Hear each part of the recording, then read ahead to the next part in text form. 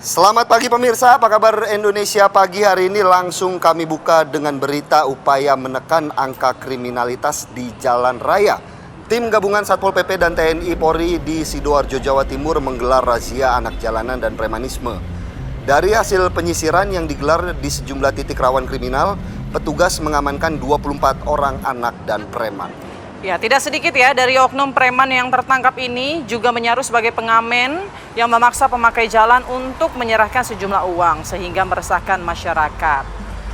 Wanita dan anak-anak ya yang paling sering kita temui di lampu merah ini diduga merupakan korban tindak pidana penjualan orang yang ditugasi di sejumlah tempat untuk mengemis atau meminta uang kepada pemakai jalan yang melintas.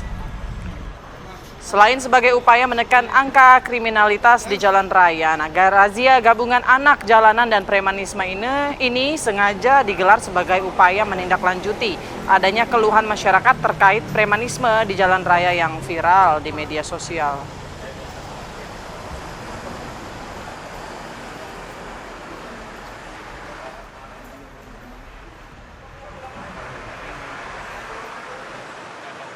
Di Jakarta Barat, pemirsa, sejumlah preman terlibat cekcok dengan pengendara lantaran tak diberikan uang di kawasan Mangga 2. Polisi gerak cepat mengamankan 5 pelaku pemalakan tersebut.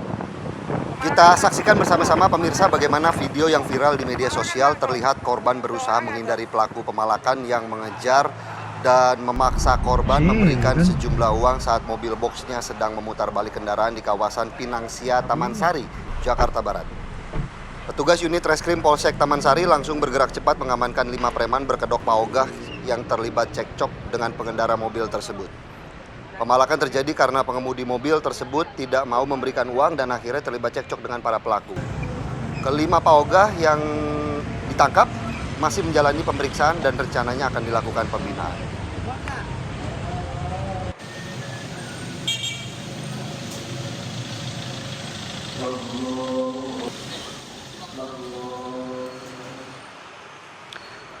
Assalamualaikum warahmatullahi wabarakatuh. Waalaikumsalam warahmatullahi wabarakatuh. Putri dan juga pemirsa, apa kabar pagi hari ini? Suasananya vibe liburan banget ya. Ya, ini lihat aja di belakang kita nih jalanan sepi ya. Cuman ada pelari, pejalan kaki, kendaraan sepi sekali hari ini. Tapi kok Putri vibe liburan lemas, kenapa? Karena mikirin cicilan ya. Aduh, enggak dong. Ya kan, kita lemes nih ke bawah suasana. Tapi saya yakin ya, nggak akan lemes lagi nanti kalau sudah menyaksikan beragam informasi di Apa Kabar Indonesia Pagi. Benar, ini saya suka semangatnya bekerja keras. Betul. Daripada keras mencari kerja. Wah, itu saya sepakat. Syukur dong. Jadi Putri pilih yang mana? Lebih baik bekerja keras dong. Nah ini dia. buat yang masih tidur, ayo bangun. Jangan tarik selimut lagi, mending nonton kita yang imut-imut ya. Oke lah, kita langsung saja biar langsung pada melek nih ya. Langsung pada seger kita kasih berita-berita yang lagi viral di beberapa hari ini. Salah satunya ini viral di media sosial, aksi pencurian sepeda motor yang terekam kamera pengawas CCTV di Jalan Pimpinan Kota Medan, Sumatera Utara.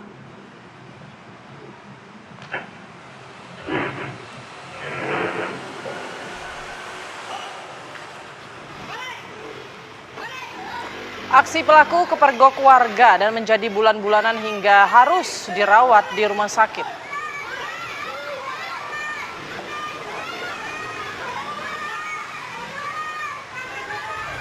Kita saksikan bersama-sama pemirsa, inilah rekaman CCTV yang memperlihatkan pelaku beraksi pada Rabu pagi.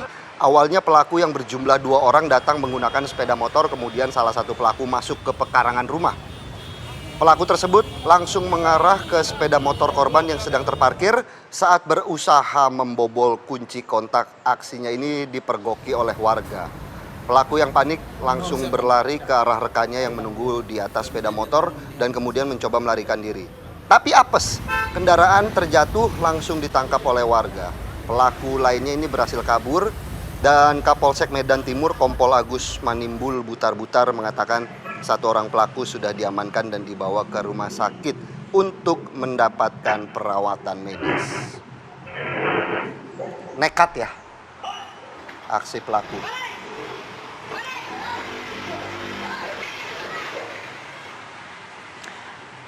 Ya, selanjutnya pemirsa, ini hanya karena tidak terima ya ditegur karena masalah rumah tangga, seorang menantu di Pekanbaru nekat menganiaya ibu mertuanya hingga menderita luka lebam di sekujur tubuhnya. Peristiwa bermula dari kedatangan korban yang ingin bertemu pelaku membicarakan kondisi rumah tangga anak yang telah ditelantarkan selama 3 bulan terakhir. Namun tidak disangka pemirsa situasi memanas hingga berujung pada tindakan kekerasan berupa cekikan dan pukulan di bagian wajah korban. Pelaku ditangkap polisi di sekitar lokasi kejadian tanpa perlawanan dan polisi juga telah mengamankan sejumlah barang bukti termasuk hasil visum.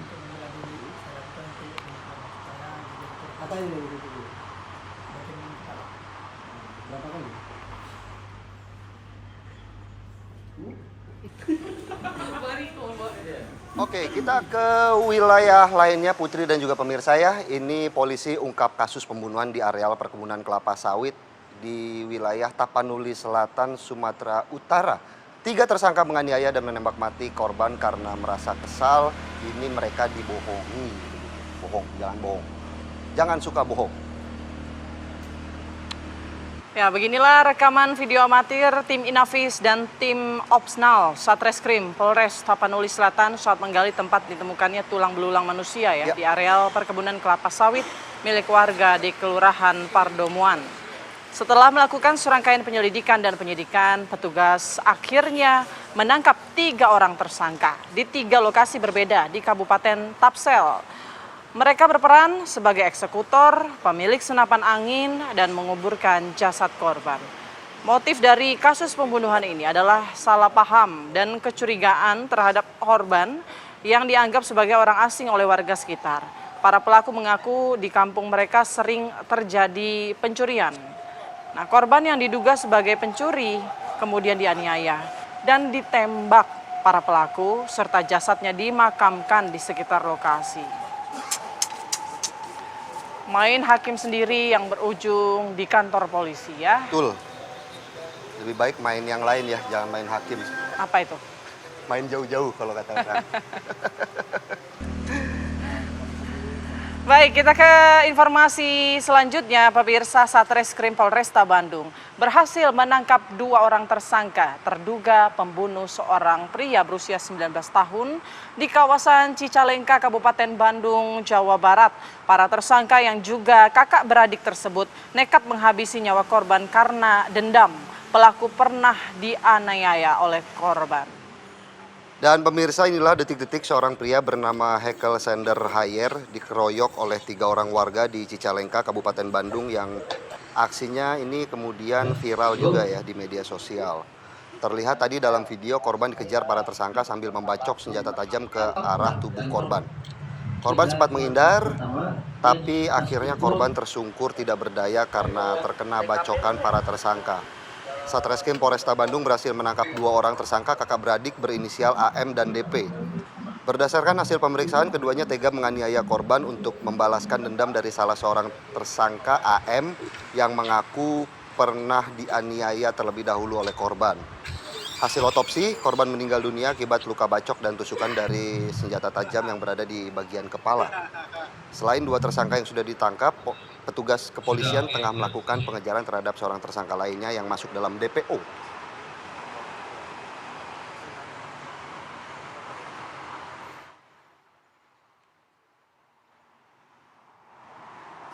Ya pemirsa, seorang perambah penggarap lahan Taman Nasional Bukit Barisan Selatan, Kabupaten Lampung Barat ini ditemukan tewas diduga akibat dimangsa harimau Sumatera.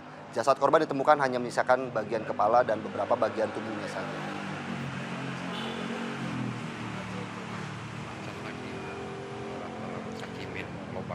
Seorang penggarap kebun di Kabupaten Lampung Barat bernama Sudarso, 50 tahun ditemukan tewas diduga akibat serangan hewan buas. Naasnya korban ditemukan dalam keadaan tak utuh pemirsa, hanya menyisakan bagian kepala dan beberapa tulang belulang.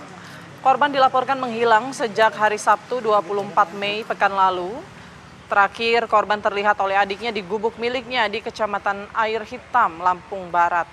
Berdasarkan hasil olah TKP tim Inavis Polres Lampung Barat bahwa kerah baju bagian belakang milik korban terdapat lubang bekas gigitan. Menurut keterangan warga, kebun yang digarap korban memang berbatasan dengan hutan, di mana sering ditemukan beberapa jejak hewan yang diduga adalah harimau Sumatera. Jenazah korban kemudian dipulangkan ke Jawa Tengah untuk dimakamkan. Macan lagi, daerah Talang Sakimin, Lobang. Betangan. Pemirsa, kemacetan panjang terjadi di ruas Jalan Letjen S. Parman, Grogol, Jakarta Barat sejak Rabu sore hingga malam hari. Kemacetan parah juga terjadi di ruas Jalan Gatot Subroto hingga Selipi. Kemacetan terjadi di ruas Jalan Letjen S. Parman, Grogol, Jakarta Barat pada Rabu malam. Kemacetan dari arah Pluit menuju Selipi ini sudah terjadi sejak Rabu sore, di mana para pengendara roda 2 maupun roda 4 terpaksa harus menerjang kemacetan panjang ini. Kemacetan parah juga terjadi di ruas Jalan Gatot Subroto hingga Selipi, dan hingga saat ini belum ada keterangan resmi dari pihak kepolisian terkait penyebab kemacetan parah di Jakarta semalam. Saya dari Palmera semalam, Putri, sampai ke TV One Pulau Gadung 3 jam. Serius? Iya, macet parah. Nah, untuk mengetahui bagaimana sebenarnya kondisi suasana liburan ya, lebih tepatnya ya, ini sudah ada rekan Brigadir Haikal yang akan mengabarkan langsung dari exit tol Bekasi Barat. Selamat pagi Brigadir Haikal, bagaimana suasana ataupun jalanan arus lalu lintas pagi hari ini di long weekend?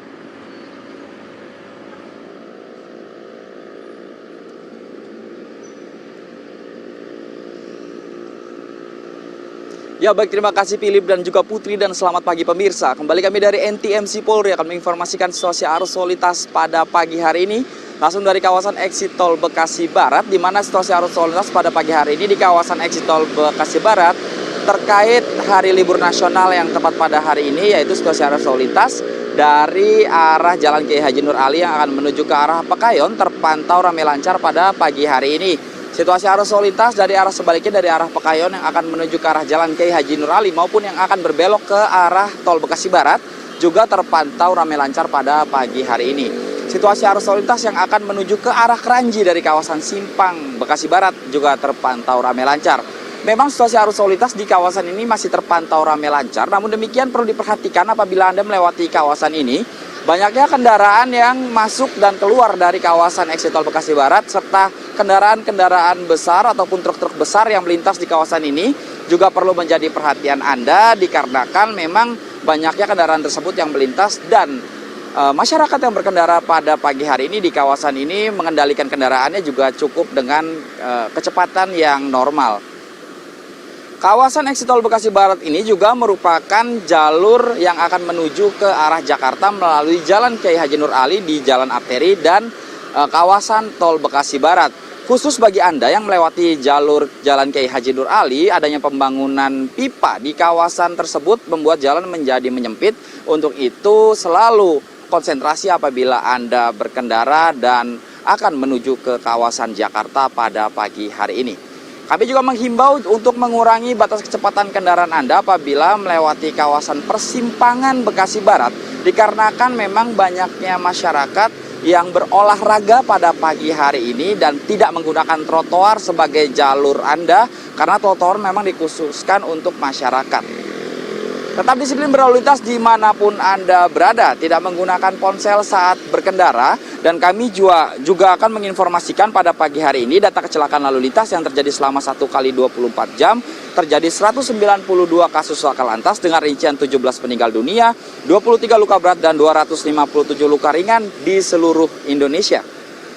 Dari 192 kasus laka lantas tersebut, 74% terjadi pada waktu siang hari. Untuk itu dihimbau kepada para pengguna jalan untuk selalu mematuhi aturan lalu lintas. Untuk informasi situasi arus lalu lintas selengkapnya, Anda dapat menghubungi call center kami di 1500669 atau melalui SMS center di 9119. Stop pelanggaran, stop kecelakaan, keselamatan untuk kemanusiaan. Indonesia tertib, salam presisi. Demikian informasi arus lalu lintas yang dapat kami laporkan pada pagi hari ini dari kawasan exit tol Bekasi Barat. Kembali ke studio bersama Philip dan Putri, silahkan. Pagi-pagi bikin bekal. Cakep. Bekalnya udah jadi, lupa ke bawah. Cakep. Terima kasih informasinya Brigadir Haikal. Cakep. Laporannya luar biasa, senyumnya juga. Ini saya ya, kasih Oke. ya. Bawa bekal liburan ke Taman Sari. Cakep. Brigadir Haikal dapat salam dari Winda Sari. Hai, asik. Oke lah, kita akan jeda dulu pemirsa sejenak, dan tentunya kami akan kembali dengan serangkaian informasi menarik lainnya. Ini diantaranya juga masih ada beberapa pembahasan dari tim pengawas haji DPR tiba di Bandara Internasional King Abdullah Aziz Jeddah Arab Saudi pada Selasa petang. Sesaat lagi. Kembali di Apa Kabar Indonesia Pagi, pemirsa, tim pengawas haji DPR tiba di Bandara Internasional King Abdul Aziz Jeddah Arab Saudi pada Selasa petang. Kedatangan tim WAS untuk mengawasi dan juga mengawal penyelenggaraan dan pelayanan terhadap jemaah haji Indonesia. Kedatangan 33 anggota tim WAS Haji disambut langsung oleh Dirjen PHU Hilman Latif, Ketua PPIH Arab Saudi Mukhlis Hanafi, Konsul Jenderal RI di Jeddah Yusron Ambari, Konsul Haji RI di Jeddah Nasrullah Jasam, serta Kepala Dakar Bandara Abdul Basir. Usai tiba, tim WAS DPR kemudian mengecek dan berkoordinasi terkait pelayanan kedatangan jemaah di Bandara Jeddah yang dinilai sudah optimal. Sebanyak 52 anggota dewan yang tergabung dalam tim WAS Haji dari berbagai komisi akan mengawasi pelayanan terhadap jemaah haji. Terlebih ada perbedaan signifikan terkait pelayanan yang melibatkan 8 syarikah sesuai dengan persetujuan DPR.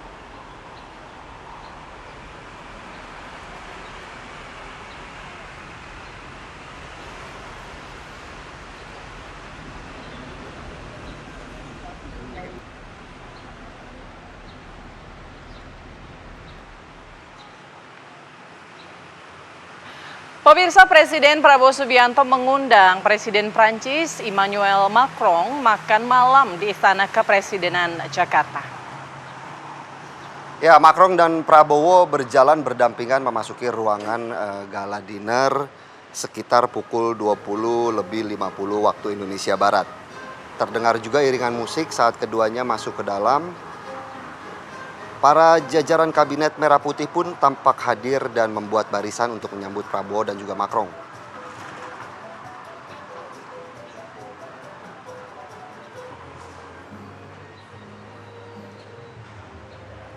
Keduanya lanjut ini duduk di meja besar untuk santap malam bersama.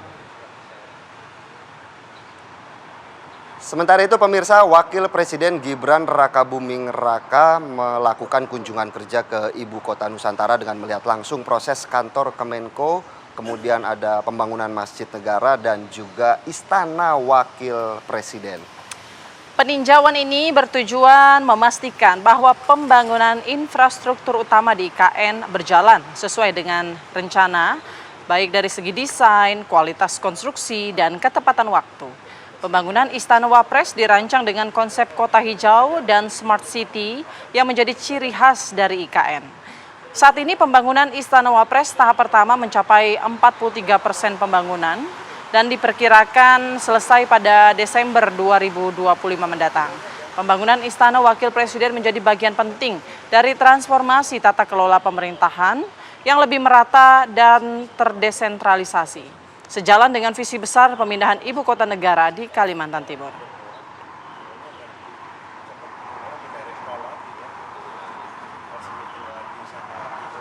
Kita beralih ke informasi lain pemirsa. Setelah ditahan selama 6 hari, 15 dari 16 mahasiswa Trisakti yang ditetapkan sebagai tersangka pasca unjuk rasa anarkis pekan lalu akhirnya dipulangkan oleh Polda Metro Jaya. Ya, pemulangan para mahasiswa dilakukan setelah penangguhan penahanan yang diajukan oleh tim hukum ini dikabulkan oleh penyidik. Satu persatu, 15 dari 16 mahasiswa Trisakti ini keluar dari ruang tahanan Polda Metro Jaya. Mereka menghirup udara bebas setelah 6 hari ditahan, sementara seorang mahasiswa lain belum dibebaskan karena masih diperlukan pemeriksaan lebih lanjut. Pembebasan ke-15 mahasiswa Trisakti ini disambut oleh rekan sesama mahasiswa dan juga orang tua yang telah menunggu di depan rutan Polda Metro Jaya. Pemulangan para mahasiswa dilakukan setelah penangguhan penahanan yang diajukan oleh tim hukum ini dikabulkan oleh penyidik. Orang tua mengaku proses pembebasan berjalan lancar dan berharap kejadian ini dapat menjadi introspeksi bagi anak-anak mereka.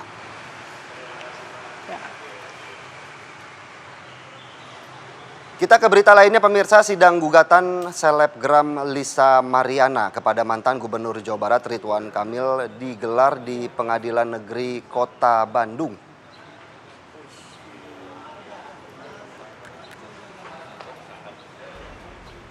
Sidang dimulai dengan agenda pemeriksaan legalitas administrasi dari kedua belah pihak dan dilanjutkan dengan penjadwalan proses mediasi 4 Juni mendatang. Kuasa hukum Lisa menyayangkan RK hanya diwakili kuasa hukumnya, padahal secara prinsip harusnya yang bersangkutan hadir langsung. Sementara menurut kuasa hukum Ridwan Kamil, persidangan kali ini sudah cukup diwakilkan karena tidak ada kewajiban prinsipal harus dihadiri.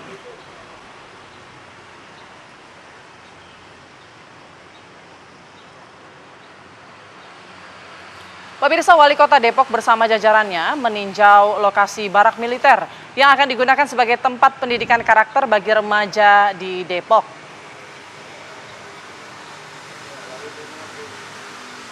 Wali Kota Depok, Supian Suri, didampingi Aster Divisi 1 Kostrat Kolonel Infantri Wira Muharomah meninjau lapangan yang menjadi sarana olahraga, kemudian lokasi barak yang sudah diisi tempat tidur, serta mengecek toilet. Barak militer di Divisi Infantri 1 Kostrat Celodong dipilih menjadi lokasi pendidikan karakter yang akan dimulai pada 1 Juni mendatang lantaran jumlah pendaftar yang membludak. Pendaftaran yang dibuka Pemkot Depok ini berlangsung hanya 1 hari secara daring, tapi tidak disangka warga yang mendaftar mencapai 378 orang. Kuota pun sempat ditambah dari semula hanya 50 kini menjadi 100 anak. Ini khusus remaja ya? Ya. Nggak ada dewasa ya? Nggak ada. Mungkin Philip mau saya daftarin juga masuk ke sana ya? Keluar-keluar berotot nanti takutnya ya. Ya, kita akan jeda sejenak pemirsa dan di segmen selanjutnya kami akan kembali dengan berita abrasi akibat gelombang pasang. Sesaat lagi. Ya, Anda kembali di Apa Kabar Indonesia Pagi pemirsa. Polisi menangkap 2 pelaku penyiraman air keras terhadap ibu dan anak di kota Sukabumi yang terjadi pada awal Mei lalu. 2 pelaku yang diamankan yakni berinisial YD alias D yang ditangkap di sekitar hotel kawasan Mangga Besar, Jakarta Barat. Dan ada pelaku lain ini bernama H alias D yang ditangkap petugas di rumah kontrakannya di Kalimantan Tengah. Pada saat peristiwa, YD diduga berperan sebagai pengendara motor yang membonceng pelaku utama H yang kemudian menyiramkan air keras kepada kedua korban. Aksi H ini dilatar belakangi rasa cemburu usai melihat aktivitas korban di media sosial. Sebelumnya, antara H dan korban pernah menjalin hubungan jarak jauh selama hampir 1 tahun sejak tahun 2024. Kedua pelaku kini dijerat pasal berlapis, yakni pasal pengeroyokan dengan ancaman maksimal 9 tahun penjara dan pasal penganiayaan dengan ancaman maksimal 5 tahun. Ada juga Undang-Undang Perlindungan Anak dengan ancaman maksimal 5 tahun penjara.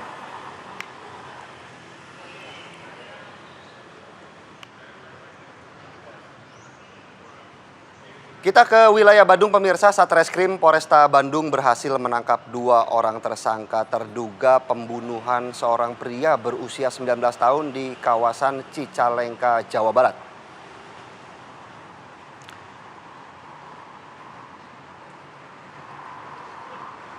Para tersangka yang juga kakak beradik tersebut ini nekat menghabisi nyawa korban karena merasa dendam pelaku pernah dianiaya korban. Ya, inilah detik-detik seorang pria bernama Hekel Senderheyer dikeroyok 3 orang warga Cicalengka. Aksinya ini terekam CCTV. Dalam video, korban dikejar para tersangka sambil membacokkan senjata tajam ke tubuh korban. Namun korban sempat menghindar dan berlari hingga akhirnya korban tersungkur tidak berdaya dan terkena bacokan para tersangka. 2 orang tersangka kakak beradik berinisial AM dan DP berhasil ditangkap. Dari hasil pemeriksaan keduanya tega menganiaya korban untuk membalaskan dendam dari seorang tersangka AM yang mengaku pernah dianiaya terlebih dahulu oleh korban. Dari hasil otopsi, korban meninggal dunia akibat luka bacok dan tusukan dari senjata tajam yang berada di bagian kepala.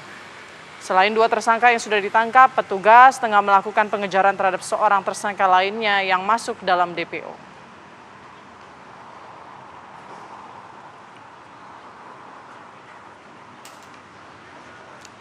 Ya pemirsa, karena tak terima ya ditegur masalah rumah tangga, ini seorang menantu di Pekanbaru nekat menganiaya ibu mertuanya hingga menderita luka lebam di sekujur tubuhnya. Peristiwa bermula dari kedatangan korban yang ingin bertemu pelaku membicarakan kondisi rumah tangga anaknya yang telah ditelantarkan selama 3 bulan terakhir. Namun tak disangka situasi memanas hingga berujung pada tindakan kekerasan berupa cekikan dan pukulan di bagian wajah korban. Pelaku kemudian ditangkap oleh polisi di sekitar lokasi kejadian tanpa perlawanan dan polisi juga telah mengamankan sejumlah barang bukti termasuk hasil visum. Pelaku dijerat pasal 351 KUHP dengan ancaman hukuman di atas 5 tahun penjara.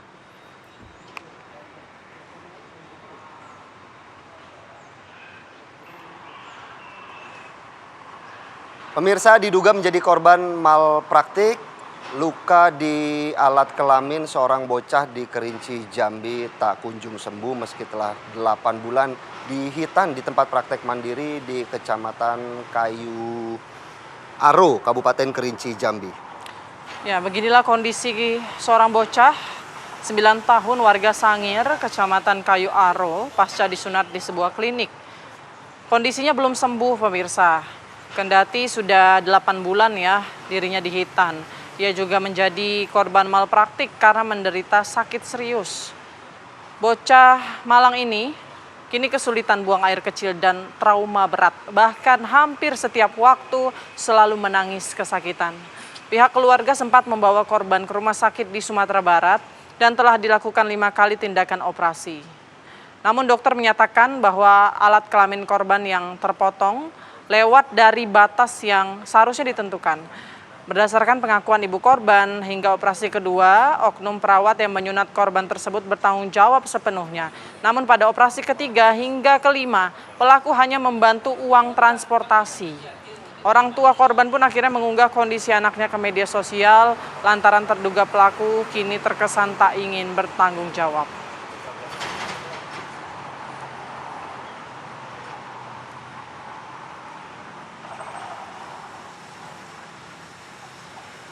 Abrasi akibat gelombang pasang menyebabkan 11 desa di Kecamatan Ulu Jami, Pemalang, Jawa Tengah terendam banjirop. Ya, gelombang pasang tinggi yang menerjang pesisir pantai utara ini membuat infrastruktur jalan, area wisata hingga ribuan hektar lahan tambak dan pertanian warga rusak. Selain itu, gelombang tinggi juga menyebabkan 11 desa di wilayah tersebut terendam banjirop. Aktivitas warga pun juga ikut terganggu. Total ada sebanyak 8.660 kepala keluarga di 11 desa yang terdampak. Sebelumnya warga telah berusaha membuat tanggul penahan rob secara swadaya dengan menggunakan bambu sepanjang atau setinggi 1,2 km. Namun tanggul tersebut jebol diterjang gelombang tinggi. Pemerintah berjanji akan memberikan bantuan pangan pada korban terdampak serta menggalakkan kembali penanaman mangrove sebagai langkah perbaikan ekosistem pesisir yang sudah terlanjur rusak. Abrasi pantai akibat gelombang pasang mulai terjadi sejak 2018 yang menyebabkan 3 desa terendam banjirop.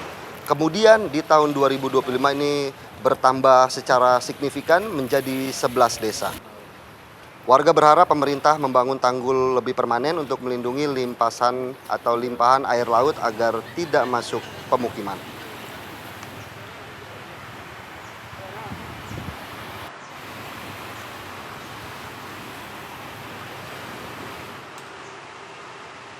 Ya, untuk mengetahui ya Putri dan pemirsa bagaimana abrasi air laut ini terjadi dan kondisi terkini 11 desa yang terdampak, kami sudah terhubung dengan Bapak Muhibin selaku Camat Ulu Jami, Pemalang. Selamat pagi Pak Muhibin. Selamat pagi.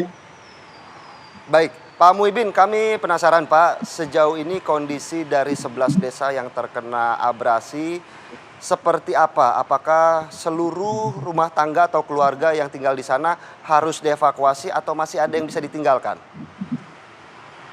Terima kasih, izin saya menyampaikan bahwa kondisi rob ini sebenarnya sudah sejak 2018 ya. namun pada waktu itu masih terdampak hanya 1, 2, 3 desa. Sejak tahun kemarin 2023, 2024 dan sekarang 2025 sudah 11 desa di Kecamatan Ulujami terdampak. Terdampak paling parah adalah Desa Bendung, Desa Tasik-Rejo, Kaliprau, Tertosari, kemudian Ketapang dan Santren. Ini terparah. Untuk yang paling parah adalah Desa Bendung yang sudah mengakibatkan kelumpuhan di sektor ekonomi karena beberapa tambak perikanannya sudah hancur, ya.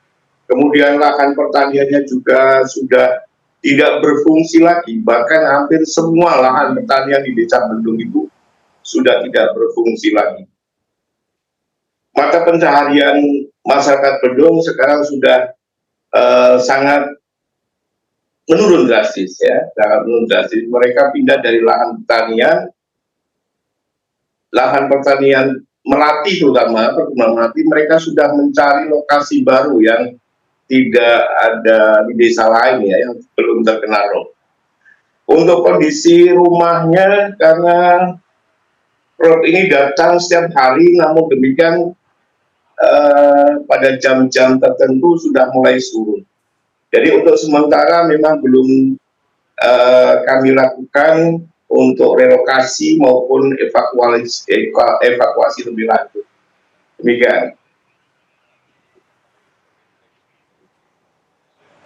Baik Pak Muhibin, apakah dalam waktu dekat ini akan ada pembangunan atau upaya pemerintah setempat seperti apa untuk ini kan sudah bertahun-tahun dan sudah meluas nih 11 desa saat ini. Nah, mencegah agar tidak semakin meluas, apakah dalam waktu dekat akan ada proyek tertentu mungkin? Baik, terima kasih. Ini yang sudah dilakukan oleh masyarakat kami adalah khususnya Desa Bendung itu dengan dana swadaya. Dan sebagian dana alokasi, ya, dialokasikan dari dana desa. Tahun 2024 itu dibangun tanggul sementara atau disebut dengan yang namanya tanggul kandang jangkrik, gitu ya, terkenalnya di situ. Namun demikian beberapa bulan kemudian, mulai Januari kemarin, bulan 2025, ini hancur lagi karena serangan gelombang yang begitu tinggi. Kami sudah menyampaikan kepada Pak Bupati Pemalang, pemerintah Kabupaten Pemalang. Namun demikian beberapa infrastruktur sudah dilakukan, termasuk peningkatan jalan yang terkena rob yang sudah rusak. Ini sudah dimulai dan mulai Agustus nanti juga akan dilakukan untuk peningkatan jalan yang terkena rob. Karena luar biasa sekali, semua jalan rusak, jalan kabupaten, jalan desa rusak semua. Untuk penanggulangan pembangunan tanggulnya, ini kami memohon kepada pemerintah pusat, ya, karena tidak mungkin itu harus dibangun satu pantai dari sepanjang desa yang sudah terkena rob itu tadi. Kalau hanya pada tanggul-tanggul yang kami buat, baik dengan pemerintah kabupaten ataupun desa, semakin tinggi gelombang jelas tidak mampu untuk menahan itu semua. Kecuali seperti yang dilakukan Pekalongan dari dana proyek strategis nasional. Terima kasih. Baik Pak Muhibin, tertinggi air sampai mencapai berapa Pak? Sampai 1,5 meter, 1,5 meter tertinggi. Oke, 1,5 meter. Nah, ini apakah sudah mulai surut kondisinya? Alhamdulillah ini sudah mulai surut, ya, sudah mulai surut dan warga sudah mulai aktivitas surut. Tapi namun demikian nanti mulai jam 11 sampai dengan jam 20-an, ya, sampai jam 20 itu mulai datang lagi gelombang rob itu. Oke, baik Pak, kita Jadi berharap ya Pak, Ya, semoga banjir ini cepat surut dan ada solusi cepat ya dari pemerintah agar tidak berulang lagi di tahun-tahun yang akan datang. Terima kasih banyak waktunya Pak Muhibin, Camat Ulu Jami Pemalang. Selamat pagi, selamat beraktivitas kembali Pak. Ya pemirsa, apa kabar? Indonesia Pagi akan kembali di segmen selanjutnya. Ada pembahasan menarik, senggol-senggolan. Ya kan? Perseteruan Menteri Koperasi Budi Ari Setiadi dan PDIP semakin memanas. Usai sejumlah kader PDIP melaporkan Budi Ari ke Bareskrim Polri. Sesaat lagi.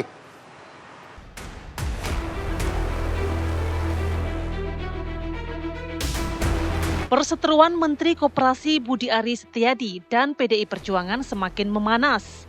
Usai sejumlah kader PDIP melaporkan Budi Ari ke Bareskrim Polri pada Selasa 27 Mei lalu. Pelaporan ini buntut dari pernyataan dalam rekaman suara diduga Budi Ari yang menyebut dirinya sengaja di-framing oleh sejumlah pihak, di antaranya PDIP hingga Menko Polkam Budi Gunawan, di balik masifnya pemberitaan tentang keterlibatan dirinya dalam kasus judi online.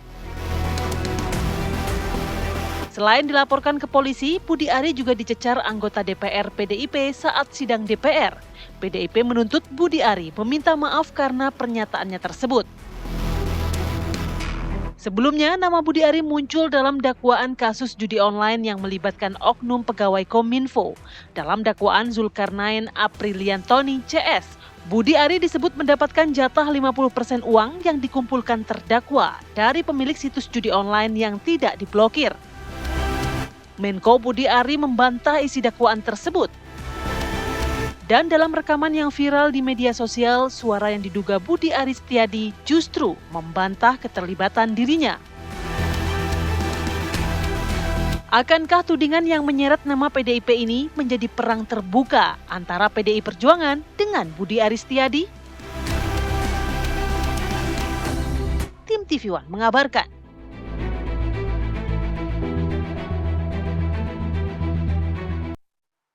Judi, kalau kata Putri. Ternyata berujung panjang. Senggol-senggolan, senggol dong bos, ya kan? Antara Pak Budi Ari dan juga PDIP kian memanas Putri. Tapi menarik ya, pembahasan kita kali ini berbeda karena kita menghadirkan langsung yang bersangkutan yang suaranya ada di Viral, dalam ya? rekaman telepon tersebut dengan Pak Budi Ari. Kita perkenalkan langsung ya narasumber kita yang sudah hadir di studio hari ini. Ada Mas Agus Supriyanto, wartawan ratas.com. Selamat pagi Mas Agus. Cek suaranya dulu Mas. Cek satu. Oh, ini iya. mirip ya? Mirip. Mirip dengan suara yang ada di telepon.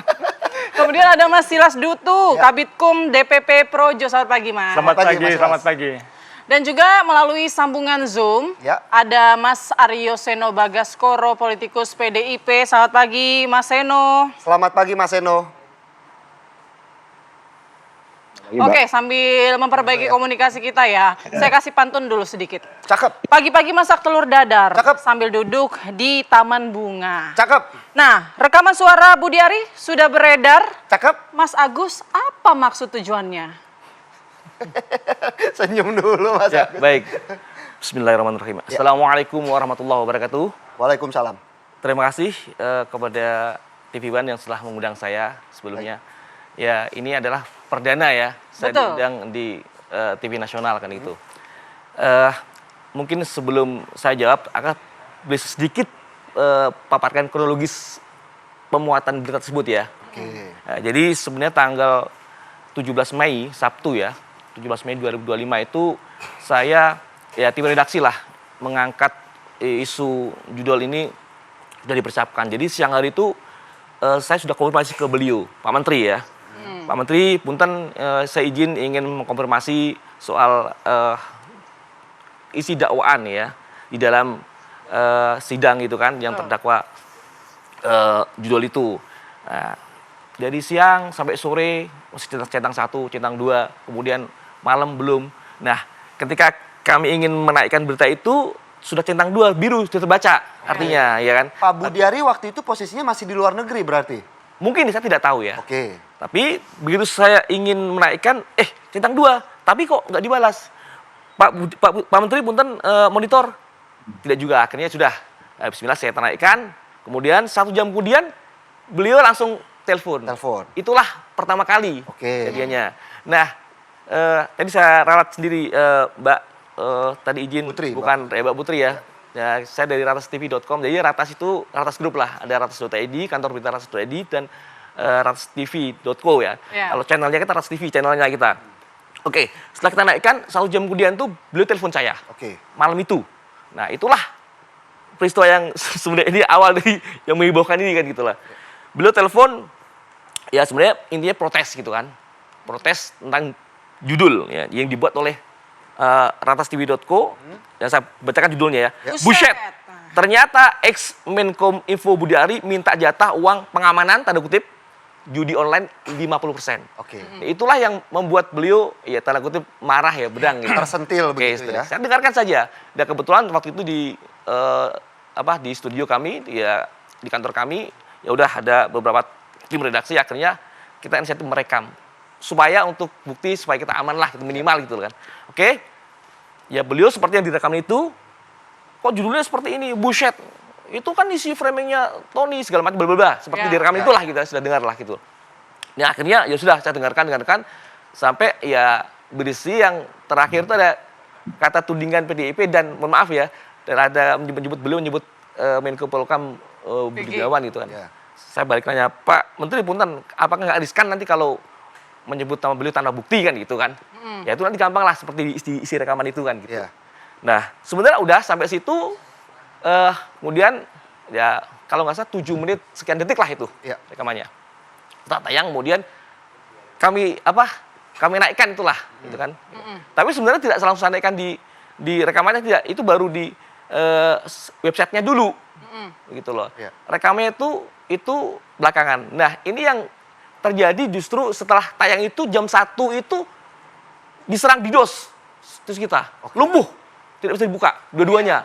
Ratas.id lumpuh, tidak bisa dibuka, ratastv.co juga lumpuh juga. Wah ini gimana nih? Akhirnya setelah tim admin saya, Mas tolong cek itu kenapa kok berita itu nggak bisa dibuka. Ternyata setelah dicek itu ada serangan DDoS jam 1 sampai pagi itu, yang menyerang di situs khusus di link ini aja. Di link itu saja yang rekaman itu. Link aja, iya. Waduh gimana nih? Dua-duanya nggak bisa dibuka. Akhirnya ya sudah, kita tunggu. Ya saya sempat di teman-teman di grup juga sempat rame. Wah ini gimana nih kok kita diserang di DDoS nih gitu kan. Selumpuh itu, oke lah. Sehari 2 hari, kemudian ya sudah. Karena kita lumpuh nggak usah apa, kita pakai senjata pamungkas terakhir lah di channel kita itu. Ras TV yang di YouTube itu. Kita keluarkan itu.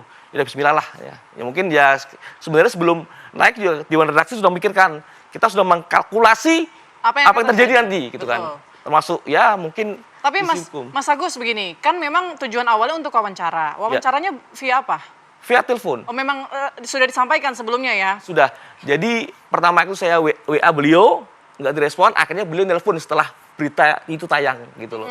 Nelpon itu dengan nada yang marah itu mungkin ya dengan nada seperti yang direkaman itu kan ya. Ya sudah, itulah rekaman itulah yang kami simpan, yang mungkin kami naikkan itu setelah dua hari kalau setelah situs kita lumpuh itu. Gitu loh. Berapa durasinya Mas? Bagaimana? Durasi yang beredar itu berapa? 7 menit sekian detik lah. Tapi durasi teleponnya berapa? Gimana? Durasi telepon keseluruhan? Iya, total tuh 7 menit 30 atau 20 detik kalau salah. Berarti itu semua ya, tanpa potongan? Tanpa potongan. Oke. Cuma saya di awalnya saya kasih pembuka dulu kan, bahwa inilah percakapan kami dengan Pak Menteri terkait beliau yang menuding tanda kutip ya, PDIP dan Menko Budi Gunawan. Ya artinya kan ini kan hak jawab dari yang diminta Pak Budi Ari, atau memang ini hanya sebatas wawancara yang kemudian dipublish begitu, Mas Agus? Iya, sebenarnya dalam rekaman itu kan juga sudah mencakup hak jawab juga ya. Beliau membantah. Saya yakin kan 100% saya tidak terlibat dalam judul. Itu ada rekaman di situ kan, terlibat. Sebenarnya itu merupakan hak jawab. Ya tapi mungkin ya memang di awal-awal kalimat tuh memang kalau gitu Pak Menteri saya muat ya, saya buat bantahan ya. Oh jangan dimuat, jangan dimuat. Nah itu bagian yang PDIP itu. Itu Tony itu kan syarat PDIP untuk menyeret nama saya, ditekan PDIP itu seperti di rekaman itu ya. Ya baik. Gitu. Nah sudah, tapi saya tidak tanya, cuma kan di ujung-ujung rekaman itu saya kaget karena beliau bicara sendiri menyebut nama itulah ya. tersebut gitu. Baik.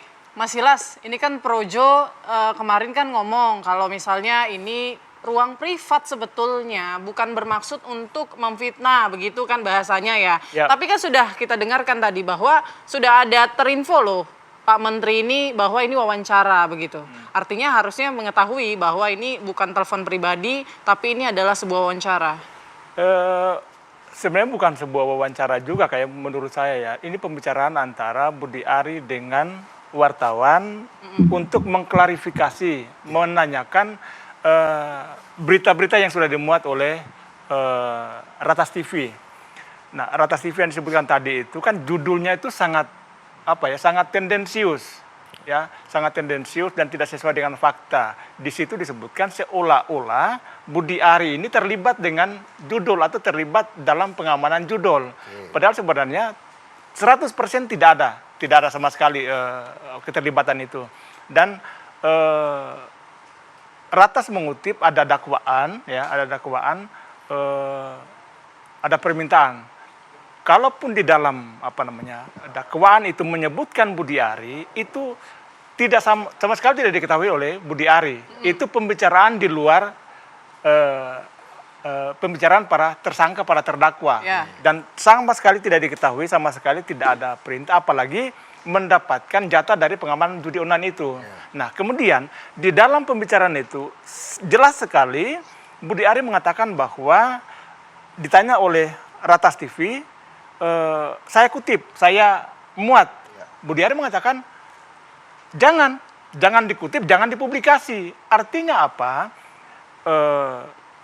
Budi Ari tidak mau supaya pembicaraan ini terpublish keluar. Kalaupun itu nanti ternyata terpublish, ya itu urusannya wartawannya. Tetapi kan kalau narasumbernya sudah mengatakan bahwa ini pembicaraan bersifat tetap kita menyatakan bahwa ini private, tidak boleh dipublikasi, tidak boleh disebarkan, ya harusnya itu yang harus dilakukan, itu yang harus ditahan. Tidak boleh Bapak Budi Ari yang justru menelpon untuk kemudian mengklarifikasi, Mas Silas. Artinya kalau memang ini tidak mau dipublish, tidak ingin memberikan hak jawab, mungkin tidak perlu direspon seperti itu. Jadi begini, menelpon itu karena Memprotes dia. Iya, memprotes judul dari Ratas TV itu. Itu sebenarnya. Jadi apalagi kan sangat tendensius berita itu. Oke. Begitu. Nah, sudah ada berarti permintaan Pak Budi untuk tidak dipublish, benar? Iya, itu kan di pertengahan detik, mungkin menit-menit kedua atau ketiga ya. Kurang lebih. Ketika saya tawarkan, ketika beliau mengatakan bahwa ini kan PDIP meminta si Tony itu untuk nyeret nama saya. Tony ditekan gitu ya? Ditekan, ya? ditekan. Pak Menteri kalau itu saya kutip ya. Saya buat bantahan ya. Oh jangan. Nggak usah. Nah itu. Tapi kan di menit berikutnya itu yang masih debatable ini ya. Maksudnya beliau berbicara sendiri dengan ada emosi di situ ya. Itu ya tadi menyantet nama-nama lain itu kan gitu loh. Nah itu ya itu bukan keinginan saya, tapi beliau yang mengucapkan sendiri. Dan ini juga tidak mengatakan yang ini jangan off the record ya, tidak ada di situ kan. Cuma saya pikir kan ya, makanya udah mungkin yang di dalam PDIP saja mungkin. Nanti kita kan masih multi tafsir ya. Makanya ya kami muat, apalagi kan isu ini kan sangat seksi kan, karena beliau menghubungi kemudian ini ya kita anggap udah teman-teman coba kita ini kan. Dan kebetulan juga kenapa kita naikkan rekamannya itu karena ada background-nya, 2 website kita itu lumpuh di serang tadi itu. Kita nggak ada senjata. Waduh, gimana nih? Udah senjata terakhir kita udah kita naikkan di channel stream, meskipun kita sudah mengkalkulasi lah setelah pulih masih ada kontennya? Setelah apa? Setelah pulih. Setelah pulih masih ada. Masih ada. Nah itu cuma yang ratas.id itu masih diblok. Sampai sekarang pun URL-nya itu kita nggak ada tampilannya, nggak ada fotonya karena masih cukup banyak. Jadi situ setelah kita tanya ke tim IT saya, itu serangannya tuh banyak di luar negeri ya. Dari Amerika, dari Jepang, dari Rusia, itu ada 5 atau 6 kalau salah itu. Serangan masuk ke itu. Berarti ngerti bahasa Indonesia juga mungkin ya mereka? Saya nggak tahu. Ya, ini kami tidak menuduh beliau tidak, ya kan. Ya menurut saya ini kan pers itu kan pilar demokrasi ya. Betul. Ya seharusnya gunakan cara yang elegan lah gitu loh. Ya Ya itu makanya saya nggak tahu, saya nggak nuduh apa yang nyerang tuh. Ya artinya kan Nggak ini suka kan juga atau wawancara by phone kan juga menjadi properti milik dari Mas Agus dan juga Aset nah ya. aset Iya, begitu ya bisa betul. dibilang ya. betul. Oke. betul. Baik, mungkin ke Mas Seno terlebih dahulu. Mas Seno, eh, Ya, Pak. PDIP sendiri kan memang apa ya sudah melaporkan begitu ya, sejumlah kadernya sudah melaporkan. Tapi kan sudah ada klarifikasi juga dari Projo begitu ya, bahwa tidak ada niat, tidak ada bermaksud untuk memfitnah begitu ya dari PDIP. Lalu apakah sikap PDIP masih akan terus sama atau mungkin apa yang sebetulnya diharapkan PDIP dari Pak Budi Ari ini? Ya, terima kasih Mbak Putri. Jadi prinsipnya simpel saja sebetulnya. Yang kami perlukan itu kan adalah, atau yang ingin kami dengar itu sebetulnya kan adalah klarifikasi langsung dari yang bersangkutan, yaitu Pak Budi Ari Setiadi. Kenapa begitu? Toh dari rekaman yang viral tersebut, itu kan sumber suaranya sudah jelas siapa yang mengatakan. Dan di dalam rekaman itu semua orang bisa mengakses, bisa mendengarkan bahwa di situ ada pencatutan soal nama PDI Perjuangan. Itu. Dan kemudian di dalam rapat dengar pendapat di DPR RI sudah kami tanyakan persoalan yang sama. Ada tidak hanya satu anggota Dewan dari PDI Perjuangan, tapi ada banyak sekali anggota Dewan dari PDI Perjuangan yang mempertanyakan kepada Pak Budi Ari, yang hari ini bukan hanya sebagai ketum Projo, tetapi juga adalah seorang menteri di kabinet Presiden Prabowo, yang sebetulnya jabatannya mentereng, punya tugas yang luar biasa, fokus pekerjaannya penting untuk bangsa dan negara. Kita tanya dan kita mintai keterangan terkait dengan apa yang viral di media sosial berkaitan dengan statement beliau, dan pada waktu itu beliau juga tidak membantah bahwa memang itu adalah suara dari yang bersangkutan. Nah, artinya sebetulnya kan sudah clear gitu. Nah, yang kami minta jelas bahwa ada klarifikasi, ada kejelasan. Ini maksudnya apa? Kenapa kok membawa-bawa institusi kami, membawa-bawa elemen kami, membawa-bawa partai politik kami, PDI Perjuangan. Jadi ini bukan oknum, Mbak. Bukan lagi disebut oknum, bukan lagi disebut nama tokoh per tokoh, bukan lagi name per name, tetapi adalah institusi. Yang di situ institusi itu di dalamnya ada banyak sekali orang, ada ratusan kepala daerah, ada DPRD di situ, ada DPR RI di situ, ada ketua umum, sekretaris, bendahara, pengurus struktural di sana, sampai ke tingkatan dari DPP, sampai ke anak cabang, sampai ke ranting, sampai ke bawah, semuanya adalah bagian dari PDI Perjuangan, dan yang disebut di situ adalah PDI Perjuangan. Nah, dalam hal itu tentu buat kami ini menjadi suatu problem. Ada sense of belonging di situ yang kami butuhkan. Jadi klarifikasinya bukan dari yang lain-lain, bukan dari Pak Silas, bukan dari Pak Freddy Damanik, bukan dari yang mana-mana. Harapan kami ya Pak Budi Ari yang menyampaikan, wong beliau yang berstatement seperti itu, kan begitu. Itu dari perspektif yang pertama. Mas Seno, yang diharapkan adalah klarifikasi langsung dari Pak Budi Ari. Tapi apakah setelah Pak Budi Ari misalnya nanti dalam waktu dekat akan mengklarifikasi masalah sudah selesai antara PDIP, nanti dijawabnya Mas Seno. Usai jeda berikut kami akan kembali untuk Anda. Baik, saya mau langsung ke Mas Seno. Mas Seno, kalau misalnya yang diharapkan klarifikasi langsung dari Pak Budi Ari. Nah, setelah nanti dapat klarifikasi tersebut, selesai masalahnya dengan PDIP? Ya, kalau menurut kami ya tergantung bagaimana bentuk klarifikasinya. Kalau kemarin kan di dalam forum atau situasi konvers pasca RDP itu kan beliau menyampaikan keengganan untuk menyampaikan klarifikasi itu. Nanti aja gitu kan katanya kurang lebih. Sehingga ya sudah ya tergantung bagaimana isi klarifikasinya. Bahwa kalau hari ini ada kader kami yang menggunakan hak konstitusionalnya untuk melaporkan beliau ke ranah hukum gitu ya, membuat sebuah laporan, yaitu adalah hak konstitusional yang harus dihargai oleh semua pihak. Kami merasa bahwa kalau ada kader yang melakukan itu, ya dia menggunakan haknya untuk bagaimana prosedur ini biar nggak liar di luar-luar, ya langsung saja dibawa ke prosedur meja hijau sehingga semuanya segera clear. Karena yang dituduhkan kepada kami ini nggak main-main loh, ini secara substansi. Soal bagaimana sebuah partai politik menjadi bagian dari judol, itu kan suatu tuduhan yang sangat serius gitu. Dalam konteks materi tentu kami merasa tidak terima ada fitnah seperti itu yang ditujukan kepada kami. Itu tidak lagi menyangkut soal politik saja, tetapi ini sudah masuk ke ranah kehormatan partai, sudah masuk ke ranah kewibawaan partai. di mana tentu saja menjadi hal yang wajar kalau ada kader kami yang merasa tidak terima dengan fitnah tersebut. Persoalan bagaimana kira-kira rekaman itu bisa tersebar gitu kan, apakah kemudian ini suatu percakapan privat dan lain sebagainya, ya kami tidak tahu. Yang kami tahu itu kan soalnya ini sudah ramai di mana-mana, dan rekamannya, percakapannya bisa di-track, bisa didengarkan oleh siapa saja hari ini, dan dengan jelas menyebut nama PDI Perjuangan secara institusi, selain ada Pak Budi Gunawan di situ yang dicatut namanya, dan tentu itu suatu tuduhan yang serius, Mbak. Nah, apalagi kan Mas Agus ini pada saat membuat suatu wawancara dengan Pak Budi Ari ini kan sudah jelas bertugas sebagai wartawan yang sedang bertugas gitu. Nggak lagi obrolan warung kopi nih, nggak lagi ngobrol-ngobrol ngopi nyangkruk santai gitu nih dengan Pak Budi Ari, tetapi menjalankan tugas sebagai seorang wartawan. Kalau kemudian dianggap oleh Pak Budi Ari atau teman-teman Projo bahwa ini adalah bagian dari klarifikasi dari soal fakta persidangan yang muncul tentang dakwaan jaksa gitu ya, ada klarifikasi, lalu klarifikasi itu bentuknya adalah membawa nama kami, mencatut-catut nama institusi kami, itu mengkait-kaitkan institusi kami dengan case yang sama sekali selama ini kami tidak pernah mau mengomentari terkait jalannya persidangan tersebut yang menyangkut nama beliau gitu kan. Itu ya menjadi satu persoalan dong, persoalan lain lagi nih Mbak.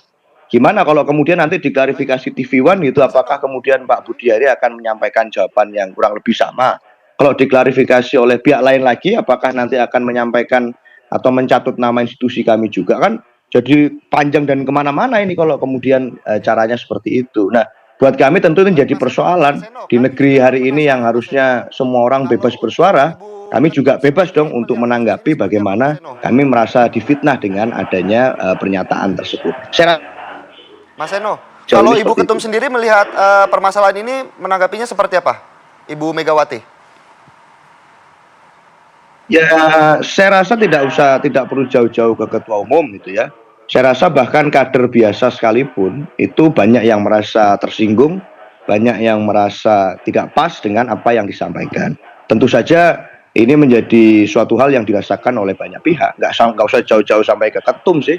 Di bawah saja dari pernyataan itu banyak yang merasa nggak pas gitu. Dan nggak etis juga sebetulnya kalau kemudian seorang menteri, itu kaliber seorang menteri, itu menyampaikan hal seperti ini.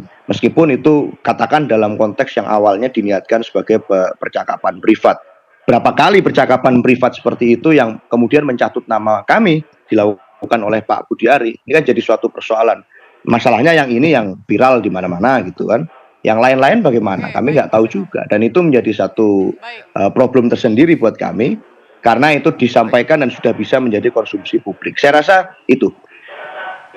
Oke, Mas Eno, saya ke Mas Silas. Mas Silas, kenapa belum klarifikasi? Apa memang menunggu momentum yang tepatkah atau seperti apa?